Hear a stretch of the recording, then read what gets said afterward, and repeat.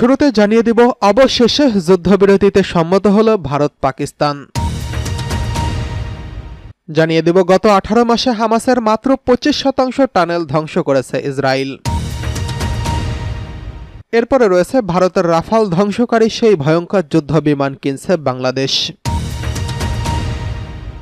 জানিয়ে দেব 30 দিনের নিঃশর্ত যুদ্ধবিরতিতে যাচ্ছে ইউক্রেন। সর্বশেষ জানিয়ে দেব যুদ্ধবিরতির 1 ঘণ্টা পর আবারও হামলা চালিয়েছে পাকিস্তান। এতক্ষণ শুনছিলেন সংবাদ শিরোনাম, এবারে বিস্তারিত। যুদ্ধবিরতিতে সম্মত হল ভারত পাকিস্তান। চলমান উত্তেজনা প্রশমিত করে ভারত ও পাকিস্তানের মধ্যে একটি পূর্ণাঙ্গ ও তাৎক্ষণিক যুদ্ধবিরতির ঘোষণা দিয়েছে আন্তর্জাতিক মহলে এবং এটি একটি আলোড়ন তুলেছে। আর ঘোষণাটি এসেছে স্বয়ং মার্কিন প্রেসিডেন্ট ডোনাল্ড ট্রাম্পের কাছ থেকে। নিজের ট্রুথ সোশ্যালে দেওয়া এক ঘোষণায় ট্রাম্প বলেন, যুক্তরাষ্ট্রের মধ্যস্থতায় রাতভর দীর্ঘ আলোচনার পর ভারত ও পাকিস্তান একটি পূর্ণাঙ্গ ও তাৎক্ষণিক যুদ্ধবিরতিতে সম্মত হয়েছেন। সাধারণ বুদ্ধিমত্তা এবং দূরদৃষ্টির জন্য এই দুই দেশকে শুভেচ্ছা জানিয়েছেন। এদিন বিকেলে আল জাজিরার এক প্রতিবেদন থেকে এসব তথ্য তুলে ধরা হয়েছে। এদিকে মার্কিন পররাষ্ট্রমন্ত্রী মার্কো রুবিও নিশ্চিত করেছেন দুই দেশ একটি নিরপেক্ষ স্থানে আলোচনায় বসতে রাজি হয়েছেন। একই সঙ্গে তিনি গত 48 ঘণ্টায় ভারত ও পাকিস্তানের শীর্ষ নেতৃত্বের সঙ্গে কথা বলেছেন বলেও উল্লেখ করেছেন।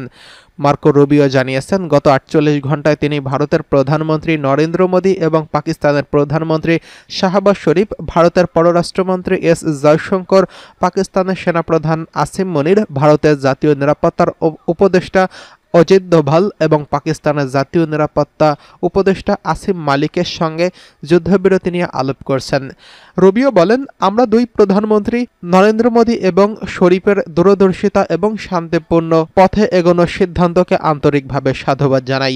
এদিকে সংশ্লিষ্ট কোনো দেশই এখনও আনুষ্ঠানিক বিবৃতি দেয়নি, তবে ট্রাম্প ও রুবিওর বক্তব্যের সংকেত মিলেছে যে গত 48 ঘণ্টায় কূটনৈতিকভাবে গুরুত্বপূর্ণ অগ্রগতি হয়েছে।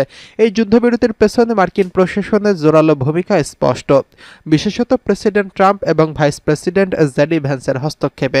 এই ঘটনার প্রেক্ষিতে প্রশ্ন উঠেছে, এই যুদ্ধবিরতি কি দক্ষিণ এশিয়ার স্থায়ী শান্তির দ্বার উন্মোচন করতে পারবে? এদিকে গত 18 মাসে হামাসের মাত্র 25% টানেল ধ্বংস করছে ইসরায়েল। দীর্ঘ 18 মাসের যুদ্ধে গাজাকে রীতিমতো নিশ্চিহ্ন করে দিচ্ছে ইসরায়েল। যুদ্ধের প্রথম থেকেই দেশটির সামরিক বাহিনীর টার্গেট ছিল গাজার সশস্ত্র বাহিনীকে, হামাসকে নির্মূল করা। 2023 সালের 7 অক্টোবর শুরু হওয়া গাজা যুদ্ধে অভ্যন্তরে হামাসের 25% টানেল ধ্বংস করেছে ইসরায়েল। তবে ইসরায়েলি গণমাধ্যম চ্যানেল 12-এর প্রতিবেদন অনুযায়ী এখনও অবরুদ্ধ অঞ্চলটিতে বিশাল নেটওয়ার্ক রয়ে গেছে। ইসরায়েলের এমন বর্বর হামলার মাঝেও 1/4 টানেল ধ্বংস হয়েছে। প্রতিবেদনে আরও বলা হয়েছে, ইসরায়েলি নির্বিচারে হামলার পরও টানেল বিস্তৃত রয়েছে গাজায়। এরই মধ্যে অনেকগুলো মিশর থেকে ফিলিস্তিনি ভূখণ্ডের সঙ্গে 12 কিলোমিটার পর্যন্ত বিস্তৃত। ইসরায়েলি সামরিক বাহিনীর দাবি, টানেলগুলো অস্ত্র সংরক্ষণ এবং কমান্ড সেন্টার হিসেবে ব্যবহৃত হয়। নিরাপত্তার কর্মকর্তারা আরও বলছেন, হামাস সদস্যরা এখনও সেসব মুখোমুখি লড়াইয়ে না গিয়ে সেসব টানেলেই আশ্রয় নিয়েছেন। এর আগে গত মাসে প্রতিরক্ষা মন্ত্রী ইসরায়েল কাটুস বলেছিলেন, সেনাবাহিনীর প্রত্যাহারের জন্য মিশরীয় দাবি সত্ত্বেও করিডরটি একটি বাফার জোন হিসেবে থাকবে। তিনি বলেছেন, ইসরায়েলি সামরিক বাহিনী সেখানে থাকবে, পাশাপাশি গোলাবারুদ এবং অস্ত্র চোরাচালান প্রতিরোধ করবে, যা সুড়ঙ্গের মাধ্যমে হয়ে থাকে। তিনি আরও বলেছেন, আমি আমার নিজের চোখে দেখেছি বেশ কয়েকটি টানেল মিশরে অতিক্রম করছে, কিছু বন্ধ ছিল এবং কয়েকটি খোলা রয়েছে।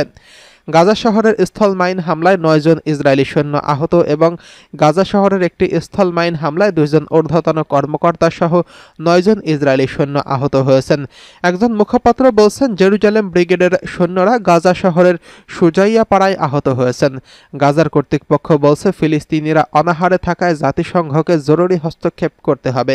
বিবৃতিতে বলা হয়েছে, খাদ্যের স্বয়ংসম্পূর্ণ অভাবের মধ্যে দুর্ভিক্ষ দ্রুত লক্ষ লক্ষ পরিবারকে ধ্বংস করছে।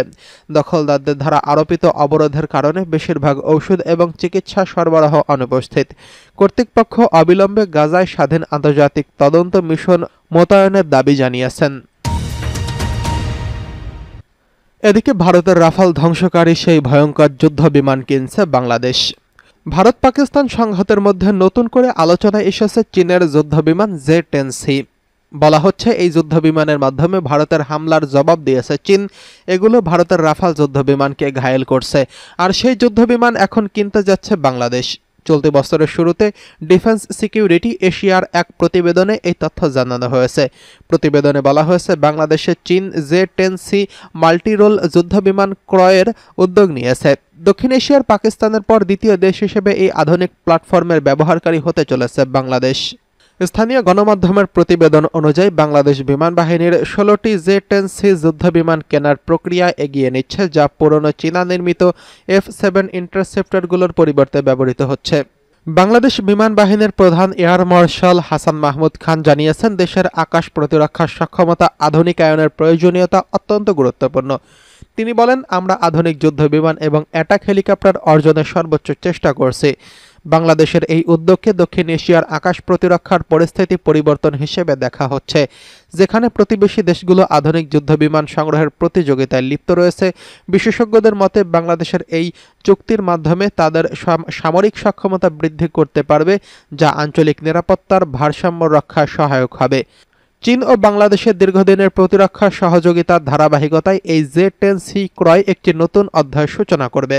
এর আগে পাকিস্তান 2022 সালে 25টি J-10C যুদ্ধবিমান সংগ্রহ করেছিল, যা দক্ষিণ এশিয়ায় চীনের সামরিক প্রভাবকে শক্তিশালী করছে।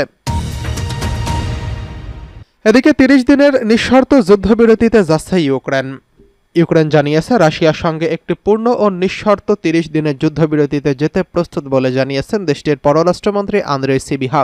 শনিবার এক বিবৃতিতে এই কথা জানিয়েছেন এবং বলেছেন এই যুদ্ধবিরতি সোমবার থেকে কার্যকর হবে। এদিন সন্ধ্যায় সিনহুয়া ও রয়টার্সের তথ্য অনুসারে ইরানি বার্তা সংস্থা মেহের নিউজ এই তথ্য জানিয়েছেন। প্রতিবেদন অনুযায়ী সামাজিক যোগাযোগ মাধ্যম এক্সে দেওয়া এক পোস্টে আন্দ্রেই সিবিহা উল্লেখ করেছেন, কোয়ালিশন অফ দ্য উইলিং নামে পরিচিত একটি ইউরোপীয় নেতাদের জোটের নেতাদের সঙ্গে বৈঠকের পর এই বিবৃতি এসেছে। জোটটির নেতৃত্বে রয়েছে ব্রিটেন ও ফ্রান্স, যারা শুরু থেকে ইউক্রেনকে সমর্থন দিচ্ছেন। আন্দ্রেই সিবিহা এই সময় জোর দিয়ে বলেন, একটি টেকসই যুদ্ধবিরতি শান্তি আলোচনার পথ খুলে দিতে পারে। এদিকে ইউক্রেন ও রাশিয়ার মধ্যে শান্তি প্রক্রিয়ায় অগ্রগতির বিষয়টি এমন এক সময় সামনে এলো যখন ভারত ও পাকিস্তান কাশ্মীর ইস্যুতে ব্যাপক সামরিক উত্তেজনার পর শনিবার বিকেলে একটি পূর্ণ ও তাৎক্ষণিক যুদ্ধবিরতিতে সম্মত হয়েছেন। এদিকে যুদ্ধবিরতির 1 ঘণ্টা পর আবারও হামলা চলছে। যুদ্ধবিরতিতে সম্মত হয়েছে ভারত পাকিস্তান, তবে এর 1 ঘণ্টা যেতে না যেতেই কাশ্মীরের ড্রোন হামলা চালিয়েছে ভারত শাসিত এই অঞ্চলে। বিস্ফোরণের খবর পাওয়া গেছে। শনিবার 10ই মে ভারতীয় সংবাদ মাধ্যম NDTVর এক প্রতিবেদন থেকে এই তথ্য জানানো হয়েছে। জম্মু ও কাশ্মীরের মুখ্যমন্ত্রী ওমর আবদুল্লাহ এক্সের এক পোস্টে বলেছেন, কাশ্মীরের রাজধানী শ্রীনগরে বিস্ফোরণের শব্দ শোনা গেছে। ভারত ও পাকিস্তান উভয়ই যুদ্ধবিরতিতে সম্মত হওয়ার ঘোষণা দেওয়ার কয়েক ঘণ্টা পরে তিনি এই পোস্ট দিয়েছেন। এর আগে মার্কিন প্রেসিডেন্ট ডোনাল্ড ট্রাম্পও উভয় পারমাণবিক শক্তিধর প্রতিবেশী দেশ দুটিকে যুদ্ধবিরতিতে সম্মত হওয়ার ঘোষণা দিয়েছেন। তিনি বলেছেন, যুদ্ধবিরতি কি হলো, শ্রীনগর জুড়ে বিস্ফোরণ শোনা যাচ্ছে। মার্কিন যুক্তরাষ্ট্রের মধ্যস্থতায় দীর্ঘ রাত ধরে আলোচনার পর আমি আনন্দের সাথে ঘোষণা করছি যে ভারত ও পাকিস্তান একটি পূর্ণ ও তাৎক্ষণিক যুদ্ধবিরতিতে সম্মত হয়েছেন। সাধারণ বুদ্ধিমত্তা এবং অসাধারণ বিচক্ষণতার পরিচয় দেওয়ার জন্য উভয় দেশকে আমি অভিনন্দন জানাই। এই গুরুত্বপূর্ণ বিষয়ে মনোযোগ দেওয়ার জন্য আপনাদের সবাইকে ধন্যবাদ।